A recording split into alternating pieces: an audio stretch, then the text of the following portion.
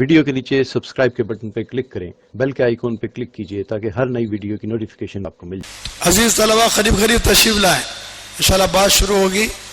مدارس کے جتنے سرپرست حضرات آئے ہیں اپنے اپنے اساتذہ اپنے جو ہے طلبہ کو لے کر ممبر کے قریب تشریف لائیں۔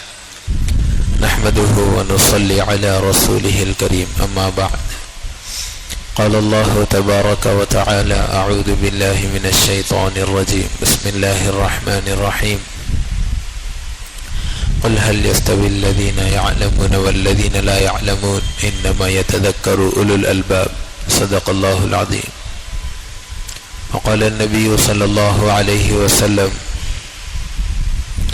العلم علمان، علم في القلب فذاك العلم النافع وعلم على اللسان فذاك حجة الله على ابن آدم أو كما قال عليه الصلاة والسلام۔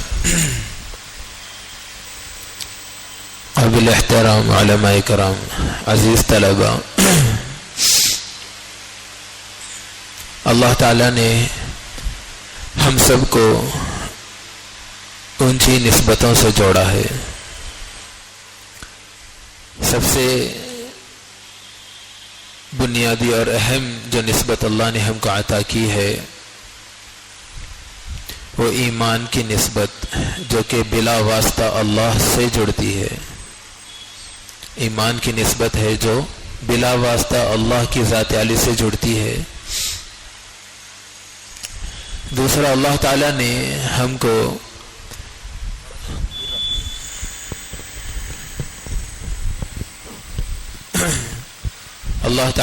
کو جو دوسری نسبت عطا فرمائی ہے وہ رسول اللہ صلی اللہ علیہ وسلم کی نسبت عطا فرمائی۔ اللہ تعالیٰ کی بہت ساری نعمتیں ہیں جن کو شمار نہیں کیا جا سکتا۔ اللہ نے کچھ نعمتیں وہ رکھی ہیں، بہت ساری نعمتیں ہیں جو غیروں کو بھی، جو کہ ایمان بھی نہیں لائے، ان کو بھی عطا کی ہے۔ اللہ نے ہم کو جو سب سے بنیادی نعمت دی وہ ایمان کی نعمت ہے۔ حضرت ابن عباس رضی اللہ عنہ فرماتے کہ اللہ تعالیٰ انہی کو عطا فرماتے ایمان جن سے اللہ خصوصی محبت فرماتے ہیں۔ دوسری، اس کے بعد اللہ نے انتخاب کیا، اللہ نے انتخاب کیا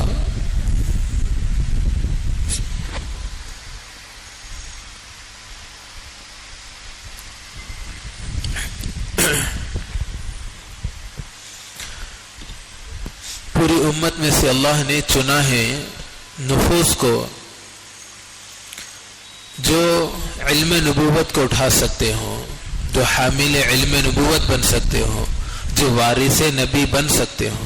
اللہ نے ان کو چنا، ان کے سینوں کو اللہ نے قرآن کا محافظ بنایا، ان کے سینوں کو اللہ نے علم نبوت کا محافظ بنایا۔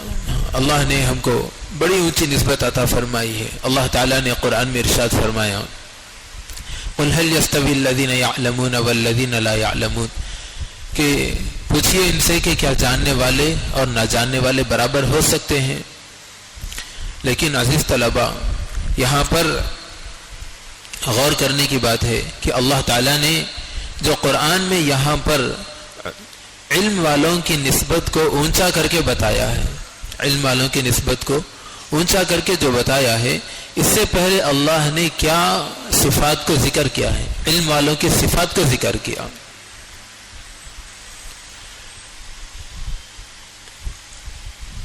قرآن پاک میں اللہ نے کیا فرمایا؟ حافظ قرآن کون کون ہے؟ ان میں کون کون حافظ ہیں؟ حافظ ہیں بڑو۔ اس سے پہلے والی آیت کیا ہے؟ قُلْ هَلْ يَسْتَوِي الَّذِينَ يَعْلَمُونَ وَالَّذِينَ لَا يَعْلَمُونَ۔ اس سے پہلے کیا ہے؟ امن هو قانت آناء الليل ساجدا، امن هو قانت آناء الليل ساجدا وقائما يحذر الآخرة ويرجو رحمة ربي، کہ کیا وہ شخص جو رات کو اللہ کے سامنے اللہ کی عبادت میں کھڑا ہوتا ہو اور اللہ کے سامنے گریہ وزاری کر رہا ہو اور آخرت کے بارے میں ڈر رہا ہو، کہ کیا یہ شخص اور جو اپنے بستر پر مزے میں آرام کر رہا ہو پھر یہاں اس کے بعد اللہ نے فرمایا کہ کیا جاننے والے اور نہ جاننے والے برابر ہو سکتے ہیں؟ کیا صفات ذکر کی؟ اللہ کے نبی صلی اللہ علیہ وسلم اور صحابہ رضی اللہ عنہم کا معمول تھا کہ زندگی بھر جب کفاروں کے لشکر ان کے جو امیر ہوتے تھے جاسوسی کے لیے بھیجتے تھے تو جاسوس جا کے اپنے امیر کو صحابہ کی صفات میں یہ بیان کرتے، یہ ذکر کرتے کہ رہبان باللیل و فرسان بالنہار، راتوں کے مسلح سوار ہیں اور دن کے گھوڑ سوار ہیں۔ ان کے کامیاب ہونے کی کیا وجہ؟ تلاش کر کے آؤ۔ تو راتوں کے مسلح سوار اور دن کے گھوڑ سوار ہیں، جس کی وجہ سے ان کو کبھی ناکامی نہیں ملتی، یہ کامیاب ہوتے آگے بڑھتے ہیں۔ اللہ کے نبی صلی اللہ علیہ وسلم کو اللہ تعالیٰ نے کیا فرمایا؟ یا ایھا المزمل قم اللیل الا قلیلا نصفہ او انقص منہ قلیلا او زد علیہ ورتل القرآن ترتیلا۔ اللہ نے نبی صلی اللہ علیہ وسلم سے فرمایا کہ آپ پوری رات مت سوئیے، رات کا کچھ حصہ اللہ کی عبادت کے لیے فارغ کیجیے، آدھا یا آدھے سے کچھ زیادہ یا آدھے سے کچھ کم اللہ کی عبادت کے لیے فارغ کیجیے، اللہ کے سامنے کھڑے ہو جائیے، جس میں آپ اللہ کے سامنے کلام اللہ کی تلاوت کیجیے۔ یہ ہم علم نبوت کو حاصل کر رہے ہیں تو ہم کو بھی یہ چیزیں ہم سے بھی ملحق ہو جاتی ہیں، ہم سے بھی جڑ جاتی ہیں، ہم کو بھی ان سب چیزوں کو لے کر چلنا ہے۔ ابھی طالب علمی کے دور سے یہ صفات نبوت ہیں، یہ صفات نبوت ہیں، ہم چونکہ وارث نبی بننے جا رہے ہیں تو ہم کو بھی ان صفات کا حامل بننا ضروری ہے۔ ابھی طالب علمی کے دور سے ان ساری چیزوں کو لینا، چونکہ یہ بہت بڑی ذمہ داری ہم اوڑھنے جا رہے ہیں۔ اللہ تعالیٰ نے نبی پاک صلی اللہ علیہ وسلم کو قرآن پاک میں سورہ مزمل کے ان آیاتوں کے ذکر کے بعد فرمایا ان لک فی النہار سبحا طویلا، کہ آپ کو یہ جو مشقت ہم ڈال رہے ہیں رات میں عبادت، کیونکہ رات کا اٹھنا بڑا شاق ہے، آدمی کا سونے سے پہلے کچھ عبادت کر لینا، تلاوت کر لینا، یہ ساری معمولات سے گزر جانا پھر بھی کچھ آسان ہے، بمقابل کچھ نیند میں جانے کے بعد صبح اٹھ کے ان عمل کو پورا کرنا۔ رات کے مقابلے میں صبح اٹھ کر ان اعمال کو پورا کرنے میں یہ زیادہ مشقت ہے، تو اللہ تعالیٰ فرما رہے ہیں کہ ہم آپ پر یہ بوجھ اس لیے ڈال رہے ہیں کہ آپ کے لیے دن میں بہت بڑا کام ہے، آپ کے لیے بہت بڑا کام ہے، آپ کے درپیش ہے، آپ کو امت میں چلنا پھرنا ہے۔ اس لیے سید احمد خان صاحب مہاجر مکی رحمۃ اللہ علیہ فرمایا کرتے تھے کہ تم اپنی راتوں کو نورانی بناؤ، اللہ تعالیٰ تمہارے دن کو نورانی بنائے گا۔ تم اپنی راتوں کو نورانی بناؤ، اللہ تمہارے دن کو نورانی بنائے گا۔ ہم پر بہت بڑا کام ہے، دن میں بہت بڑی ذمہ داریاں ہیں، ان ساری ذمہ داریوں کو صحیح طور پر اللہ کی منشا کے مطابق نورانیت کے ساتھ اور اثر انداز شکل میں اس کو پورا کرنے کے لیے ہم کو اپنی راتوں کو نورانی بنانا ضروری ہے۔ اللہ کے سامنے عبادتوں کے ذریعے، دعاؤں کے ذریعے ان کو نورانی بنانا ضروری ہے، تب جا کے ہمارا دن نورانی بنے گا۔ اور وہ جو مقصد ہے وراثت نبوت کا، جو مقصد ہے اس کو پورا کرنے کی کچھ شکلیں بنے گی۔ حق ادا کرنا، اس کا تو ہم نہ بول سکتے ہیں نہ گواہی دے سکتے ہیں کہ ہم نے حق ادا کیا ہے۔ کیوں؟ اللہ کے نبی صلی اللہ علیہ وسلم نے حضرت ابو بکر رضی اللہ عنہ آپ کا مقام اور مرتبہ کتنا اونچا ہے کہ تمام امتوں میں، تمام انبیاء کے بعد جو سب سے افضل مقام ہے وہ حضرت ابو بکر رضی اللہ عنہ کا، افضل البشر بعد الانبیاء، سارے انبیاء کے بعد سب سے افضل بشر حضرت ابو بکر رضی اللہ عنہ۔ آپ کے اعمال کو ایک پلڑے میں رکھ دیا جائے، پوری امت کے اعمال کو ایک پلڑے میں رکھ دیا جائے تو ابو بکر رضی اللہ عنہ کے اعمال کا پلڑا بھاری ہوگا۔ اللہ کے نبی صلی اللہ علیہ وسلم نے فرمایا کہ میں نے سب کا حق ادا کر دیا، لیکن ابو بکر کا حق تو اللہ تعالیٰ ہی ادا کریں گے، اللہ تعالیٰ ہی ادا کریں گے۔ کتنا اونچا مقام حضرت ابو بکر رضی اللہ عنہ کا ہوگا کہ آپ نے امت کی باغ ڈور تھامی، جبکہ اللہ کے نبی صلی اللہ علیہ وسلم دنیا سے رخصت ہو گئے تھے، صحابہ کے قدم لڑکھڑا گئے تھے، اس وقت میں امت کی باغ ڈور تھامی، صحابہ کو سنبھالا، کتنا بڑا مقام ہے۔ لیکن اللہ کے نبی صلی اللہ علیہ وسلم حضرت ابو بکر رضی اللہ عنہ کو سمجھا رہے ہیں، سکھا رہے ہیں کہ نماز کے اختتام پر دعائے معصورہ پڑھنا ہے. اللہم انی ظلمت نفسی ظلما کثیرا، اے اللہ میں نے اپنے آپ پر بہت بڑا ظلم کیا ہے، تیرے سوا کوئی معاف کرنے والا نہیں ہے، مجھے معاف فرما دے.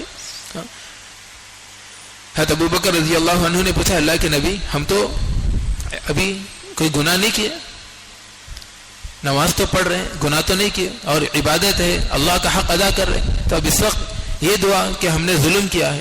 تو اللہ کے نبی صلی اللہ علیہ وسلم نے ارشاد فرمایا کہ ابو بکر اللہ تعالیٰ کی عبادت کا جو حق ہے وہ ہم ادا نہیں کر سکتے، جو عبادت کا حق ہے وہ ہم سے ادا نہیں ہو سکتا، وہ ہم ادا نہیں کر سکتے. اس کی پاداش میں ہم یہ دعا کر رہے ہیں کہ ہم یہ ظلم اپنے آپ کو مظلوم قرار دے کر، اپنے آپ کو ظالم قرار دے کر ہم اپنی گناہ سے معافی تلافی کر رہے ہیں اللہ تعالیٰ سے. تو جب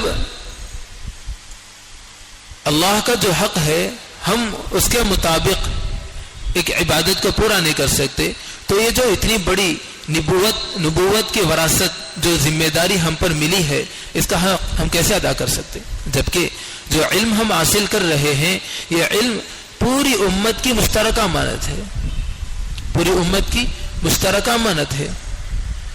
ہر امت کے ایک ایک فرد کا اس میں حصہ ہے، جو علم میرے پاس ہے اس میں ہر امت کے ایک ایک فرد کا، پوری امت کے ایک ایک فرد کا حصہ ہے. اب کس طرح میں اس فرد تک پہنچ کر مجھے اس امانت کو ادا کرنا میری ذمہ داری ہے، تو اب کیسے یہ ممکن ہوگا؟ امانت جو آپ نے میرے پاس کچھ امانت رکھی ہو تو مجھے اس کو آپ کے حوالے کرنا یہ میرے لیے ضروری ہے، اور جیسے آپ نے مجھے امانت میرے پاس رکھی ہے اسی طور پر مجھے دینا پڑے گا، اس میں کمی بیشی نہیں کی جا سکتی. امانت کی ذمہ داری ہے، امانت کا حق ہے. تو پھر جب یہ علم جو ہم حاصل کر رہے ہیں پوری امت کی مشترکہ امانت ہے اور پوری امت تک اس کو پہنچانا ہے، تو کس طرح پہنچائیں گے؟ اس کے لیے اللہ تعالیٰ نے ایک آسان شکل دعوت کا کام اللہ نے ہم کو سپرد کیا ہے. دعوت یہ ذمہ داری کو ادا کرنے والا کام ہے. ذمہ داری انشاءاللہ اس سے پوری تو نہیں ہو سکتی، لیکن انشاءاللہ پوری کرنے والے میں اللہ تعالیٰ ہمارا حشر کریں گے. اگر ہم دعوت کا کام کرتے ہوئے علم نبوت کو حاصل کریں گے، اور علم نبوت حاصل جو یہ پیریڈ اور جو جتنا بھی وقت ہے حاصل کرنے کے جو بھی سال ہے، ان سے فراغت کے بعد ہم جب اپنی ذمہ داریوں کو دیگر ذمہ داریوں کے ساتھ میں دعوت کا کام بھی کریں گے، تو امید ہے کل کو قیامت میں اللہ تعالیٰ وراثت کی جو ذمہ داری ہے اس کو پورا کرنے والوں میں شامل کریں گے. کیوں؟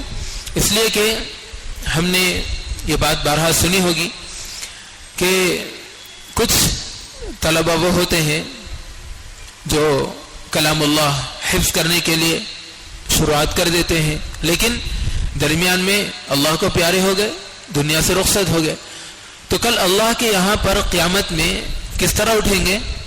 اللہ تعالیٰ ان کا شمار حفاظ میں کریں گے، کیونکہ اپنا قدم چلا دیے تھے. ایسے ہی ہے حجاج اکرام کے بارے میں روایت ملتی ہے کہ جو حج کے لیے نکلے اور راستے میں وہ اللہ کو پیارے ہو جائیں، انتقال کر جائیں حج مکمل ہونے سے پہلے، تو اللہ تعالیٰ کل قیامت میں ان کو کاملین میں سے، حج مکمل کرنے والوں میں سے ان کو اٹھائیں گے. اب ہم یہاں پر اگر ہم علم حاصل کرتے ہوئے دعوت کی بھی ذمہ داری کو پورا کر رہے ہیں، یعنی جو علم ہم حاصل کر رہے ہیں، جن کی امانت ہمارے پاس ہے، ان تک پہنچانے کی بھی فکر کر رہے ہیں کس طرح یہ امت کا ایک ایک فرد جہنم سے بچ کر جنت میں جانے والا بن جائے، ان فکروں میں بھی ہم اپنے اوقات کو گزار رہے ہیں، تو ہم کہیں نہ کہیں وراثت کی ذمہ داری کو پورا کرنے والوں میں ہم شامل ہو جائیں گے. پھر انہی کوششوں میں، انہی محنتوں میں ہم اگر دنیا سے رخصت ہو گئے تو امید ہے اللہ تعالیٰ کل کاملین میں ہم کو بھی اٹھائیں گے. اصل مسئلہ تو آخرت کا ہے، اصل مسئلہ تو آخرت کا ہے، ورنہ دنیا تو بہرحال چھوٹ جائے گی. دنیا میں کوئی کسی کو نہیں پوچھے گا آپ کیا کر رہے ہیں. اس لیے حضرت علی رضی اللہ عنہ نے فرمایا کہ ان الدنیا مدبرہ والآخرۃ مقبلہ، کہ دنیا روز بروز پیٹ پھرتی جا رہی ہے اور آخرت روز بروز قریب آتی جا رہی ہے. وَلِكُلِّ وَاحِدٍ مِّنْهُمَا بَنُونَ، دنیا اور آخرت دونوں کی مستقل اولاد ہے. فکونوا من ابناء الآخرہ ولا تکونوا من ابناء الدنیا، کہ تم آخرت کی اولاد بننا، دنیا کی اولاد مت بننا، آخرت کی اولاد بننا، دنیا کی اولاد مت بننا. فإن اليوم عملا ولا حسابا وغدا حسابا ولا عملا، آج عمل کا دن ہے اور کوئی پوچھ گچھ نہیں ہے، سوال جواب نہیں ہوگا، کوئی پوچھنے والا نہیں. آج صرف عمل کا دن ہے، آپ سے کوئی نہیں پوچھے گا کہ آپ نے کیا کام کیا ہے کیا نہیں کیا ہے، ہم سے کوئی سوال ہونے والا نہیں ہے آج. لیکن کل کو قیامت میں صرف حساب کتاب ہوگا، سوال جواب ہوگا، عمل کا کوئی موقع نہیں رہے گا. تو آج ہم کو یہ ذمہ داری پورا کرنے کی فکر کرنا ہے. اس کے لیے ہم اللہ کے نبی صلی اللہ علیہ وسلم خود بھی اور صحابہ کرام رضی اللہ عنہم بھی پوری زندگی میں علم کے ساتھ ساتھ میں دعوت کی بھی فکریں کیا کرتے تھے. اللہ کے نبی صلی اللہ علیہ وسلم، حضرت ابن عباس رضی اللہ عنہ فرماتے ہیں کہ اللہ کے نبی صلی اللہ علیہ وسلم تشہد اس طرح سکھایا کرتے تھے جیسے سورہ فاتحہ سکھاتے ہیں، جیسے ہم آپس میں ایک دوسرے کو سورہ فاتحہ سکھاتے. اللہ کے نبی صلی اللہ علیہ وسلم تشہد سکھا رہے ہیں، تشہد سکھا، یعنی امت کو ساری چیزیں دینا ہے جیسے وہ چاہتے ہیں، جیسے وہ لے سکتے ہیں. حضرت وکیع رحمۃ اللہ علیہ، وکیع رحمۃ اللہ علیہ یہ حضرت امام شافعی رحمۃ اللہ علیہ کے استاد ہیں. کس کے؟ امام شافعی رحمۃ اللہ علیہ کے استاد ہیں. حضرت امام شافعی رحمۃ اللہ علیہ کا ایک شعر ہے، فرماتے ہیں شکوت الی وکیع سوء حفظی. عالمیت کے طلبہ ہیں یہاں پر؟ ماشاءاللہ عالمیت کے طلبہ سنے ہوں گے یا پھر علماء بھی ہیں، انہوں نے بھی سنا ہوگا. شکوت الی وکیع سوء حفظی. امام شافعی رحمۃ اللہ علیہ فرماتے ہیں کہ میں نے میرے وکیع سے میرے کند ذہنی کی شکایت کی. میرے وکیع یعنی میرے وکیع کا مطلب ہے میرے استاد جو وکیع ہیں، ان سے میں نے کند ذہنی کی شکایت کی. فاوصانی الی ترک المعاصی، انہوں نے مجھے گناہوں کے چھوڑنے کی وصیت کی، گناہوں کے چھوڑنے کی وصیت کی. فإن العلم نور من الہی، اس لیے کہ علم یہ اللہ کا نور ہے، علم یہ اللہ کا نور ہے. ونور اللہ لا یعطى لعاصی، اور اللہ کا نور یہ گنہگار کو نہیں ملتا، گنہگار کو نہیں ملتا. اس لیے وکیع رحمۃ اللہ علیہ نے امام شافعی رحمۃ اللہ علیہ کو وصیت کی کہ گناہوں سے بچو، ذہن تیز ہوگا. تو یہ جو امام شافعی رحمۃ اللہ علیہ کے استاد ہیں وکیع، آپ رحمۃ اللہ علیہ بہت بڑے محدث تھے، بہت بڑے محدث. روایت اور تاریخ میں بات ملتی ہے کہ آپ کے درس حدیث میں لاکھوں کی تعداد میں طلبہ رہتے تھے، اور فجر کے بعد آپ کا درس حدیث ہوتا تھا. درس حدیث آپ کا فجر کے بعد ہوتا تھا، جس میں لاکھوں کی تعداد میں طلبہ موجود ہوا کرتے تھے. صبح کا آپ کا یہ معمول تھا، لیکن ظہر کے بعد حسب سنت قیلولہ کرتے، اور پھر شام کے وقت آپ کا یہ معمول تھا کہ جہاں پر آپ رہتے تھے وہاں کے اطراف کی جو بستی تھی وہاں پر پانی کا نظم نہیں تھا، پینے کا جو پانی ہوتا پانی نہیں رہتا تھا. تو گاؤں کے باہر پانی، وہاں سے لوگ پانی والے سقے ہوتے تھے جو مشکیزوں میں پانی بھر کے وہاں ان پانی کے جو کنویں تھے وہاں سے پانی بھر بھر کے لا کے گھروں میں پانی ڈالتے اور اجرت لیتے. یہ ان کا معمول تھا. حضرت وکیع رحمۃ اللہ علیہ شام میں 4 بجے سے ان سقوں کو دعوت دینے کا کام کرتے تھے. جیسے سقے پانی کے لیے پھر رہے ہیں، ان کو اپنے کام سے فراغت نہیں ہے، وہ لوگ آ کر علم سیکھنے کے لیے، ان کو آ کر وقت دینے کے لیے ان کے پاس مصروفیت سے فراغت نہیں ہے. تو حضرت وکیع رحمۃ اللہ علیہ ان سقوں کے ساتھ وہ پانی کے لینے جا رہے ہیں، یہ ان کے ساتھ دعوت کے لیے ان کے ساتھ پھر رہے ہیں، اور ان کے ساتھ پھرتے ہوئے ان کو سورہ فاتحہ اور نمازوں میں پڑھی جانے والی ضروری صورتیں، تشہد اور دعائے قنوت وغیرہ ان کو سکھا رہے ہیں. حضرت وکیع رحمۃ اللہ علیہ. صبح کا کیا معمول ہے؟ صبح کا معمول ہے شیخ الحدیث، اور شام کے معمول ہے داعی. یہ دونوں چیزیں جڑی ہوئی ہیں ایک دوسرے سے. اس لیے حضرت تھانوی رحمۃ اللہ علیہ کا ملفوظ ہے، آپ فرماتے ہیں کہ جو لوگ علم حاصل کیے ہوں لیکن دعوت نہیں دیتے، امر بالمعروف اور نہی عن المنکر کو ترک کیا، داعی ہے، علم تو حاصل کر رہے ہیں لیکن امر بالمعروف اور نہی عن المنکر متروک ہے، تو یہ ایسا ہے کہ جیسا کہ وضو کیا لیکن نماز نہیں پڑھی، وضو کیا لیکن نماز نہیں پڑھی. دونوں میں تلازم کی نسبت ہے، کیونکہ حدیث میں اللہ کے نبی صلی اللہ علیہ وسلم نے ارشاد فرمایا کہ اگر کسی سے کوئی بات پوچھی جائے اور وہ جاننے کے باوجود اس بات کو چھپا لے تو کل قیامت کے دن اس کے منہ میں آگ کی لگام ہوگی. آگ کی لگام ہو، جیسے گھوڑوں کے منہ میں لگام ہوتی ہے ان کو سنبھالنے کے لیے، ایسے لگام ہوگی ان کے منہ میں آگ کی. تو دعوت کی یہاں پر بہت بڑی ذمہ داری ہے، اس کو پورا کرنا ہے. تو اس کا یہی طرز کہ ہم علم حاصل کرتے ہوئے طالب علمی کے دور سے اس کی مشق کرنا ہے، کہ کیونکہ وہ طلبہ جو طالب علمی کے دور کے بعد میں دعوت کا کام کرتے ہیں اور جو طالب علمی کے دور سے دعوت کا کام کرتے ہیں ان میں بہت بڑا فرق ہو جاتا ہے. اگر ہم ظاہری طور پہ جیسے عموماً باہر بہت ساری کمپنیاں وغیرہ بہت کارخانے وغیرہ چلتے ہیں، اس کے اعتبار سے اگر غور کریں مثال کے طور پر کہ کچھ لوگ وہ ہیں جو اپنی پڑھائی مکمل کر کے ڈگری لے کر یہاں پر کام کرنے کے لیے آئے ہیں، کسی کمپنی میں جاب کے لیے آئے ہیں، اور کچھ طلبہ وہ ہیں جو پڑھنے کے دور سے اپنی گھروں کی مشغولیت اور گھروں کی تنگ دستی کی وجہ سے پڑھتے ہوئے کام کاج میں لگے ہوئے ہیں. ایسے بھی رہتے ہیں، کالجوں کے اسٹوڈنٹس جو ہوتے ہیں پڑھتے ہوئے کام کرتے رہتے ہیں، اپنی پڑھائی سے متعلق جو کام ہوتا ہے وہ کام پڑھتے ہوئے کرتے ہیں. تو کمپنی جب انتخاب کرے گی کسی بھی شخص کو کام کے لیے تو اس شخص کو ترجیح دے گی، اس پر زیادہ توجہ دے گی جو پڑھتے ہوئے کام کرتا تھا، کیونکہ اس کو آلریڈی مہارت حاصل ہے، کام میں مہارت حاصل ہے.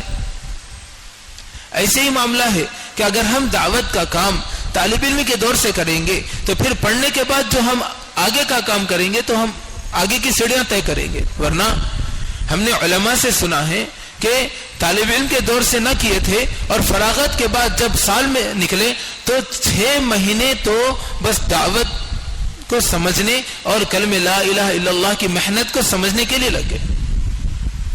کلمہ لا الہ الا اللہ کی محنت کو سمجھنے کے لیے 6 مہینے کا وقت لگ گیا. اس لیے ہم کو طالب علم کے دور سے اور کتنا کام کرنا ہے. طالب علم کے دور میں اتنا نہیں کہ ہماری تعلیم متاثر ہو جائے، نہیں، تعلیم اہم ہے، تعلیم غالب رہے گی، دعوت متروک نہیں ہوگی. یہ ہے تعلیم کا نقصان نہیں ہوگا اور دعوت متروک بھی نہیں ہوگی. اور فراغت کے بعد تعلیم متروک نہیں ہوگی، دعوت کا کام اس کو زیادہ کرنا ہے. اس کی کیا شکل ہے کہ طالب علم کے دور میں ہم کو صرف آدھا گھنٹہ فارغ کرنا ہے روزانہ. کتنا؟ روزانہ صرف آدھا گھنٹہ ہم کو دعوت کے لیے فارغ کرنا ہے. اپنے مدرسے میں روزانہ 10 منٹ کا مشورہ ہو، کسی بھی ایک نماز کے بعد میں 10 منٹ کا مشورہ، عموماً عصر کے بعد.